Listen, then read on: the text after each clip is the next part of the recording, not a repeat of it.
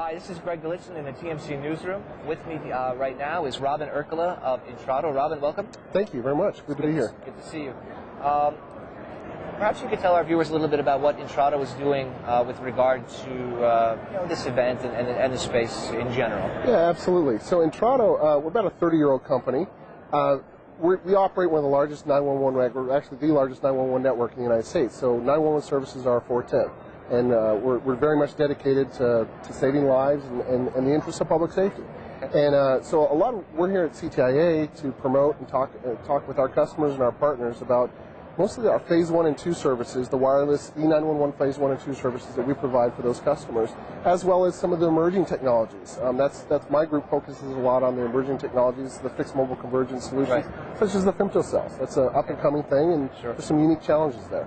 Okay, maybe you can describe some of those challenges. Sure. I know that there's, on the technical side, there's some challenges, there's regulatory things, and so maybe, yeah, absolutely. On the technical side, you're looking at new core infrastructure, new core, as well as a bunch of new air interfaces, and when you look at the two different variations of the femtocells, the unlicensed aspect of them, the unlicensed UMA, unlicensed mobile access, and then the femtocells that do use the licensed radio access, there's some new technologies there, new messaging that needs to happen in the core network, and that's what we're focused on making that happen. We've been working with some of the first Tier 1 carriers that are deploying those solutions and working that out. And then from a regulatory perspective, that's where it gets really interesting.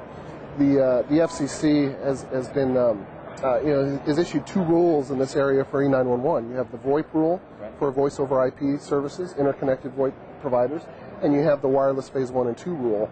And a lot of this fixed mobile convergence stuff kind of fits in the middle there. It's in between those two rules, and so we've been working a lot with industry and with the FCC and with our carriers to help them stay compliant with the regulatory requirements that they have, but also take advantage of this new technology and what's coming down the pipe. Sure. Now, correct me if I'm wrong, but my understanding is that the femtocells have to act more like a base station in terms of they have to report back to the central authorities that they have to report their location.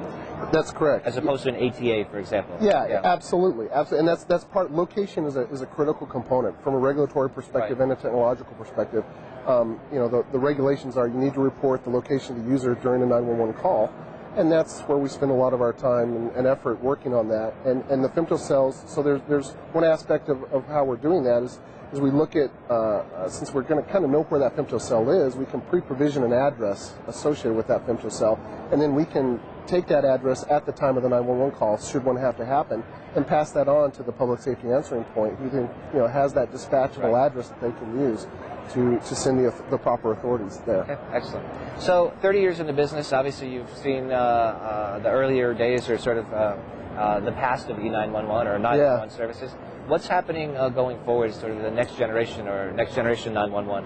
I think we're at a very interesting time in the 911 networks as the legacy 911 network, as we tend to refer to it, is based on a bunch of older switches, a bunch of legacy technology that's out there.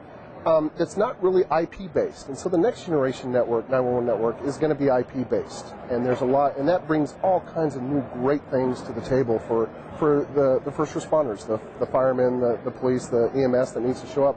They get great new data services, they get more location services, they're going to get supplemental data services, all kinds of new stuff there, but it's going to require a whole new IP-based next generation network, and we're spending a lot of time focused on that.